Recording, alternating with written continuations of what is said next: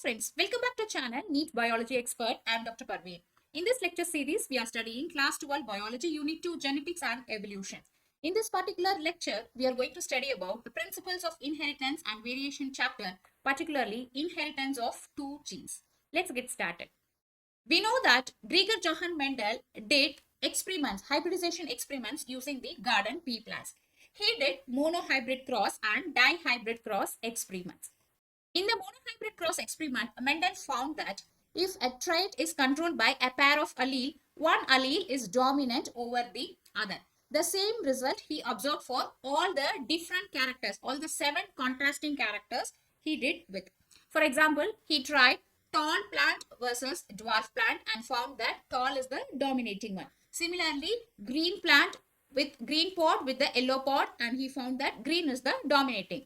Similarly, purple color flower is dominant and white color flower is recessive. So like this, he found that in a pair of allele, one allele is dominant over the other. Based on the results he got in his monohybrids cross experiment, Mendel gave law of dominance and law of segregation. Now, Mendel had a doubt whether this law of dominance and segregation is applicable for the plants having different characters. That means the plants with a different alleles or different combinations will also follow the same thing or not. Okay, so in order to confirm that, he did the dihybrid cross experiments. So out of his dihybrid cross experiments, Mendel proposed the law of independent assortment, that is the third Mendelian law. So in this lesson, let us learn what is a dihybrid cross experiment. So what is a dihybrid cross? A cross in which study of inheritance of two characters are done simultaneously. So here we are checking or we are studying whether the characters are inherited from the parents to the offsprings. Okay. So here we are checking with two different characters, that too simultaneously. Okay. Simultaneous means at the same time. So we are checking whether how the characters are inherited. Two different characters are inherited simultaneously. Okay, so this is a cross between parents differing in two heritable triads is called as a dihybrid cross. Say for example, color of the seed. Seed color is one triad, one character, and seed shape is another character. Okay, so like the two characters we can study at the same time. So Mendel, why he did this dihybrid cross experiment? Because he wanted to observe the effect of one pair of allele on the other pair in a heterozygous organisms. So for example, when we are talking about the seed color, okay, the color of the seed, say color is yellow, okay, so this is controlled by YY, a pair of allele, and shape of the seed, this is controlled by a round RR allele, okay. So whether when they are getting inherited, Mendel wanted to study whether these two have any relationship. This inheritance of these two characters or triads or the alleles, they have any relationship or not. Okay. So in order to understand this, Mendel did the dihybrid cross experiments. Also here, Mendel did this dihybrid cross experiment between pea plants that differ in two pairs of contrasting characters. That means we know that Mendel used 7 different contrasting traits like pod shape, pod color, height of the plant, and location of the flower, color of the flower, like this. Okay. So in the dihybrid cross experiments also, Mendel used couple of these different traits. Okay. So say like for example, color and shape as one. For one experiment he chose. Okay. For another experiment he used the height of the plant versus color of the flower. Okay, color of the flower. Like this, in different combinations also he tried this dihybrid cross experiments. So let us see how Mendel did dihybrid cross experiments. So for the dihybrid cross experiments, he took two different characters. One is the color of the seed, the another one is the shape of the seed. Okay. So if the color of the seed is round yellow, it is encoded by the allele capital R, capital R, capital Y, capital Y. So RR stands for the round triad character, and Y capital Y stands for the color, yellow color. Okay. And this this is the parent plant, one parent plant. So this one parent plant is crossed with a recessive, wrinkled, small r, and small y. Homozygous, a recessive, wrinkled and green plant. Okay. So now here you must understand that Mendel used these two combinations as the parental generation. So this is the parental generation. Okay, parental generation. So here many students, they don't understand what is a dihybrid cross. They think that since Mendel used two different characters, that is one is the shape and one is the color, so this is called as dihybrid. Is it true? No, this is not right. Okay, so just because Mendel chose two different triads, we don't say this is a dihybrid cross, because you must remember that in all the experiments, the parent plant what Mendel used was pure line, right? Pure lines are true breeders. What is pure lines? So Mendel did self-crossing with pure plants up to 5 generations. Okay, so in the pure lines, we have single character parent only. So for example, in order to do dihybrid cross experiment, Mendel did round, round, yellow, yellow. See, capital R stands for round dominating character. Capital Y stands for yellow dominating character. So this is one pure line. He took pure lines, right? So similarly, he took small r, small y, small y. These two also pure line, right? So they are the dwarf character and they are the pure lines. So here when we talk about hybrids, hybrids means what? Hybrids means they must be having combination of the alleles or genes. They are recombinants. Okay, so whereas the parent plants what Mendel used, they are not hybrids. See this, they are of capital R, they are of same allele, capital Y, same allele, small r, same allele, small y, same allele. So where is the hybrid in this? They are not hybrid. So they are pure lines of the parental character, but two different triads that he chose. So you don't mean that dihybrid clause means he took two characters, so this is dihybrid. No, not like that. Okay. So what is then dihybrid? So let us learn what is the dihybrid cross. Okay. So this is what Mendel did in his dihybrid cross experiment. First, he took the parental generation, which we call P, capital P. So in the parental generation, he took round yellow seeded plants, capital R, capital Y, pure line. He crossed this with wrinkled green seeded plants, small r, small y, homozygous dominant, homozygous recessive. Okay, so he crossed these two plants. So here in this parent, what will be the gametes? We know that these two are same type of allele, so the gametes will be same. Okay, so capital R produces only one capital R as the gamete, capital Y produce capital Y as the gamete. So the gamete combination is capital R, capital Y in the parent generation. Understand? Right? And similarly, in the small recessive wrinkle, small r produce one R as the gamete, and small y produce one small y as the gamete. So small r, small y is the gamete. Okay. So now when we are hybridizing these two gametes in the parental generation, okay, now what we are getting? We are getting the combination as capital R, capital Y, small y. Now look at this. Here, these alleles are now different. So one is a dominant allele and one is a recessive allele. Here one dominant allele, here one recessive allele. Now the allele for one triad, one character is now different. So this is what we call as hybrid or a recombinant hybrid. Understand? So now in the dihybrid cross experiment, when Mendel crossed the parental generation, he got the F1 generation like a hybrid. So now here, how many characters are there in this hybrid? Two characters are there. So one stands for the roundness or the wrinkleness. Okay, the another character stands for the color. Shape of the seed and color of the seed are the two different characters in the F1 generation, right? So this is one character and this is the color, another character. So here also we have a hybrid, here also we have a hybrid. Understand? So that's why we call this as a dihybrid. We call this as a dihybrid. So here, when Mendel did dihybrid cross experiment, he took parents pure lines with two different triads. When he crossed the parents, he now got a hybrid, that too dihybrid, hybrid with two different characters. Okay, so the F1 generation is only a hybrid and not the parental generation, that you must remember.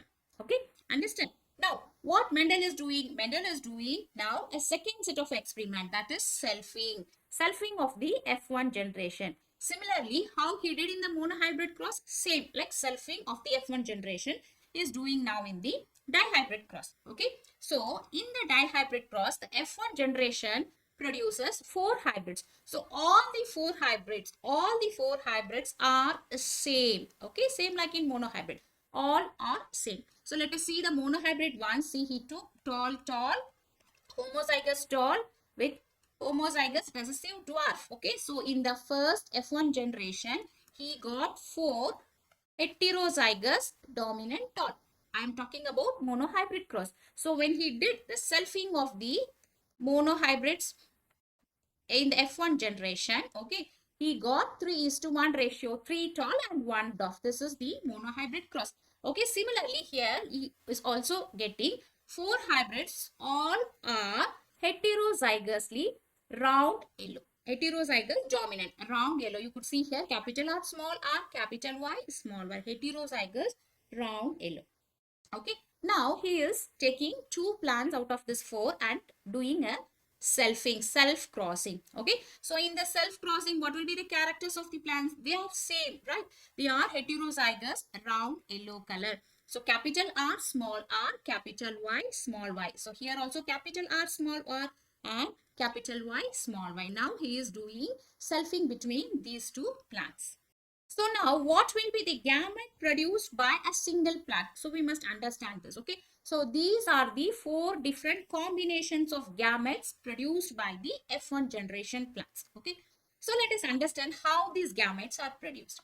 Now here, so Mendel took a heterozygous dominant round yellow seeded plant and he crossed with the seed. Okay, so in order to know how the gametes will be produced in each plant, okay, so here the heterozygous dominant will be like this. Okay, so capital R, small y and capital Y, small y, right? So here, just to understand how the gametes will be produced by these plants, just take the first allele capital R and cross this with these two, capital Y and small y. Similarly, take the next allele of the gene, small r, and cross this with capital Y, small y. That means these two alleles will combine with these two, right? Like this combination. Okay, so let us see this. Capital R, capital Y will produce capital R, capital Y, capital R, small y, right?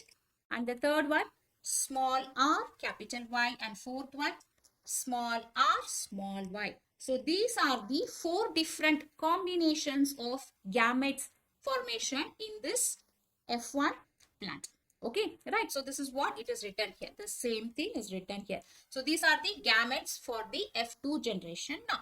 Okay, so this 4 set of gametes are there now. This is what we are going to cross and see what will be the combination we will get in the F2 generation. Okay, so when we put a Punnett square for this gamete, this is from one parent and this is from another parent. Okay, so this is the F2 generation dihybrid cross.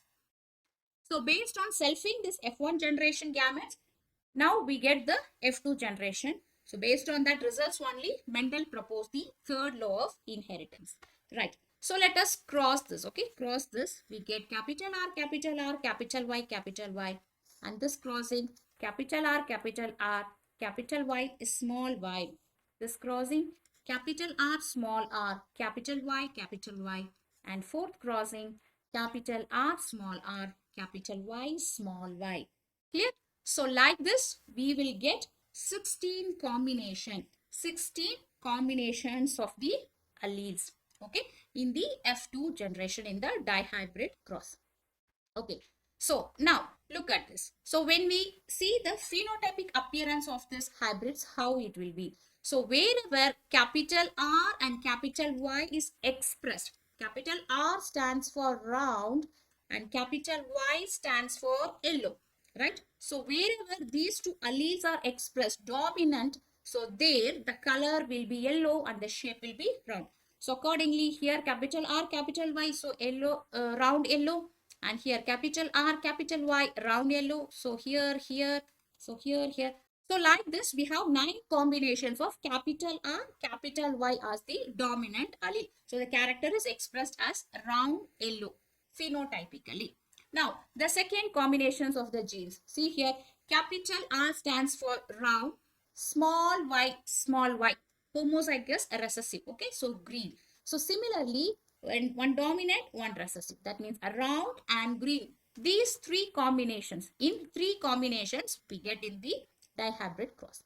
And the third one is homozygous recessive, wrinkled, small r codes for wrinkled, and capital Y codes for dominant. Okay, so wrinkled yellow, like this we have three hybrids. And fourth one, small r, small y. So both the alleles are recessive, homozygous recessive. So here the wrinkled and the green are the characters expressed. Okay, understand? So like this, these are the 16 different combinations of the hybrids we get in the dihybrid cross experiments. So when we look at the phenotypic appearance of the seed and the color of the seed and the shape of the seed, it will be like this. Okay, so they will be round yellow or round green, wrinkled yellow or wrinkled green. Okay, these are the different combinations phenotypically. Now, let us see the phenotypic ratio. Okay, so phenotypic ratio means what will be the external appearance of the seed shape and seed color. So that is the phenotypic ratio, right? So let us put the phenotypic ratio for this dihybrid cross. So accordingly, round yellow seeds. How many seeds are there? 1, 2, 3, 4, 5, 6, 7, 8 and 9. So 9 round yellow seed. And next one, wrinkled yellow. How many are there? 1, 2, 3. 3 wrinkled yellow, right? And round green seeds. So 1, 2, 3. 3 round green seeds. And how many wrinkled green seeds? 1. Okay. So now the phenotypic ratio for the F2 generation in the dihybrid crosses 9:3:3:1. So this is very important value you must remember. Okay. 9:3:3:1 is the phenotypic ratio of the F2 generation in the dihybrid cross experiment. Now here, so we must understand another important thing. So out of the totally here, see 16 are the total number of hybrids, right? So out of the 16 hybrids, phenotypically, how many look same like as the parent? These are the questions we get in the NEET and other competitive exams. Okay, so just reading like this is not important. We must understand the concept, and then only we could able to answer all this twisted type of questions. Okay, see here. In the dihybrid cross experiment, we got 16 as the hybrids, right? So out of the 16, how many look same like the parent phenotypically? If this is the question, what will be your answer? So what is the phenotypic appearance of the parents? Round yellow is one parent, right? Wrinkled green is another parent. What actually we took. Okay. So round yellow, how many round yellow is there? 9. And wrinkled green, how many is there? 1. So 9 plus 1, 10. So 10 out of 16 hybrids, they look same as the parent phenotypically. Understand? This is one answer. The second question. How many hybrids they are pure recombinants? Recombinants. Okay. So that means they don't look like parents. They are completely new looking hybrids. Okay. So here we took round yellow. For example, this is like a parent, round yellow, and wrinkled green. This is also parent shape, right? These two are same as the parent. Now we got wrinkled yellow and round green. So how many they are in? 3 plus 3, 6 numbers. So 6 out of 16, they are pure recombinants phenotypically. They don't look like either parent. See, this is neither a yellow complete round or nor a complete wrinkled green color. Okay, this is a recombinant. So 6 out of 16 hybrids in a dihybrid cross, they look like a recombinant phenotypically. Understand? So when we talk about here, phenotypic ratio of a dihybrid cross, we know that it is 9:3:3:1. What is the phenotypic ratio of a monohybrid cross? That is 3:1. So when Mendel did monohybrid cross experiments, in all his experiments, in all the triads, different triads, for example, say in the F2 generation, he got 3 tall plant versus 1 dwarf plant, right? So 3:1 is the ratio. Whereas in the phenotypic ratio of dihybrid cross, it is 9:3:3:1. So let us see the genotypic ratio for this dihybrid cross experiment. Okay. So look at this table carefully. So genotypic ratio means in which combination these two alleles for the different two triads are expressed. That is the genotypic ratio. We took two different triads. So how many combinations it came? Okay. So here in capital R, capital R, capital Y, capital Y. So 1 is there. Okay. Capital R, capital R, capital Y is small y. So here 1 and here 1. So 2. And the next one, capital R, small r, capital Y, capital Y. So how many is there? So here 1, here 1. Totally 2, right? Fourth combination, capital R, capital Y, small y. So like this, how many are there? Capital R, here 1. So here 2, here 3, and here 4. Okay, right? And fourth combination, capital R, small y, small y. So capital R, small y, small y. So here 1 and here 1, 2. Okay. Capital R, small y, small y. So this is here one combination. Small r, capital Y, capital Y. Here 1 and small r, capital Y, small y. Right. So here 2 and finally all are small r, small y, small y. Here is the one combination. Okay. So now if you calculate the genotypic ratio, it is 1:2:2:4:2:1:1:2:1.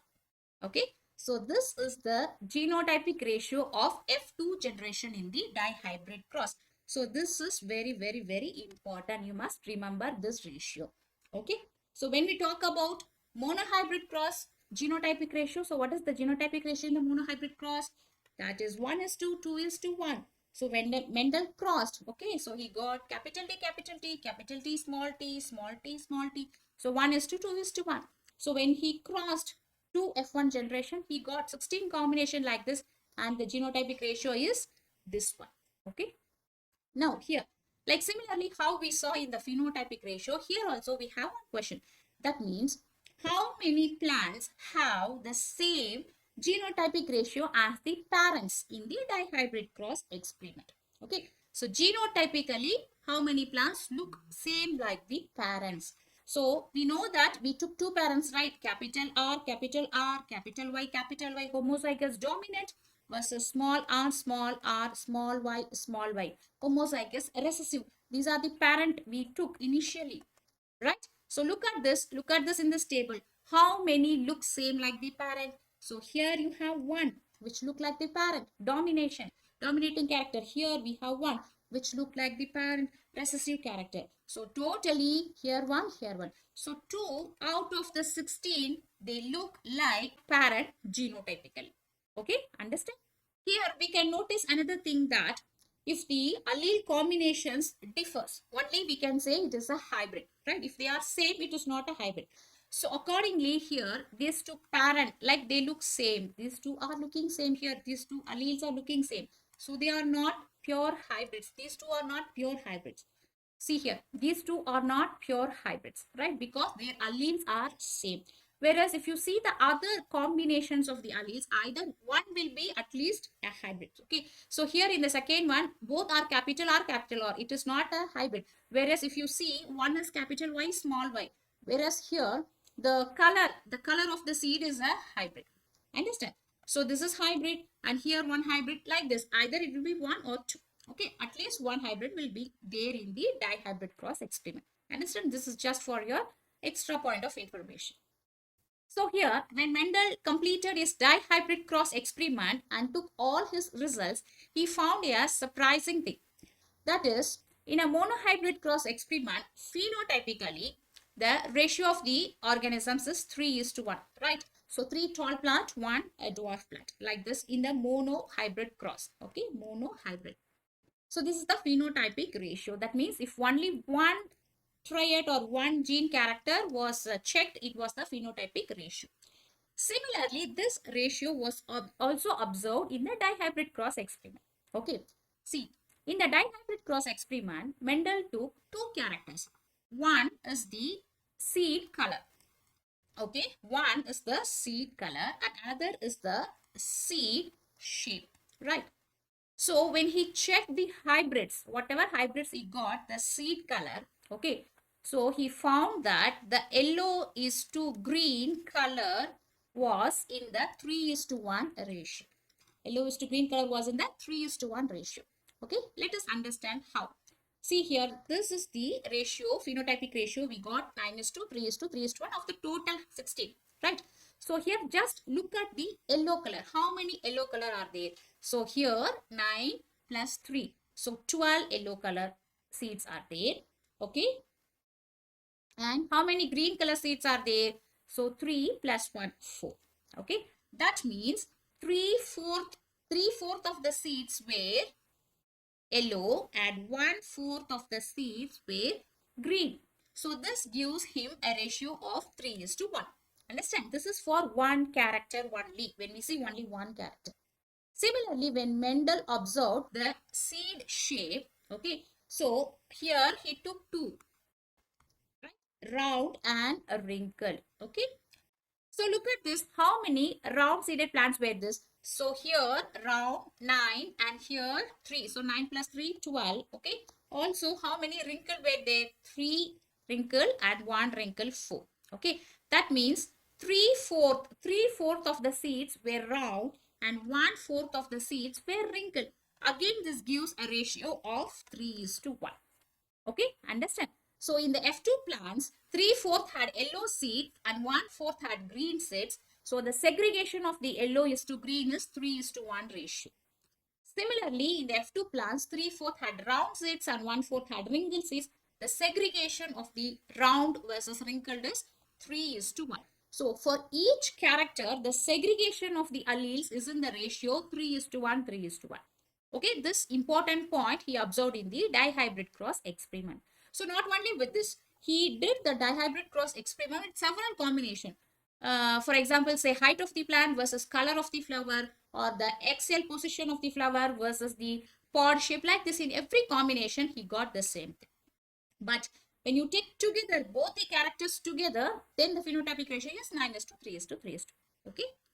So based on the observations, what he got in the monohybrid cross experiment, Mendel proposed the third law of inheritance that we call as law of independent assortment. So what this law says?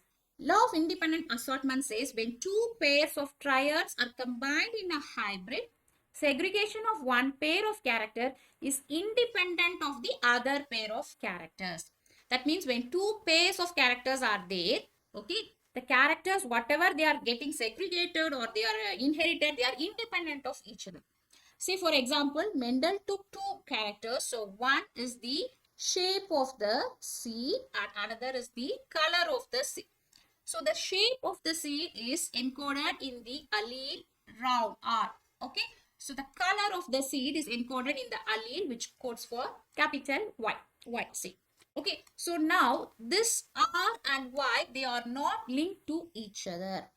This is highly important. Okay. R and Y, these two alleles, these two genes, they are not linked to each other. That means they are present at a different location in the chromosomes. Suppose say if this is the chromosome, okay, if this is the chromosome. So if the allele which codes for the shape of the seed is located here in one chromosome, number 1 means the allele which codes for the color of the seed is located in a chromosome number 2 at a distant position. Okay, they are not linked with each other. So that is what law of independent assortment says. Okay, so when they join together and form a hybrid, something like this. Okay, this is a hybrid. So one capital R, one small y, like this, they are hybrid. So when they are getting separated, they are happily getting separated because they are not linked with each other. Understand? So this is what the law of independent assortment says. So that's why, coming back to the same slide what we saw, okay, so when Mendel crossed the parental generation, he got all the F1 generation as hybrids Okay. So again, when he did self-crossing of the two hybrids, we get this combination, different combination of the gametes.